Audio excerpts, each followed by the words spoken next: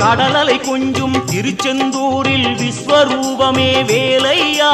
பழமுதி சோலை அறுபடை வீடும் புண்ணிய தரிசனம் முருகையா திருநீர் அணிந்து வரும் போது நெஞ்சில் நிம்மதி பிறக்குது கந்தையா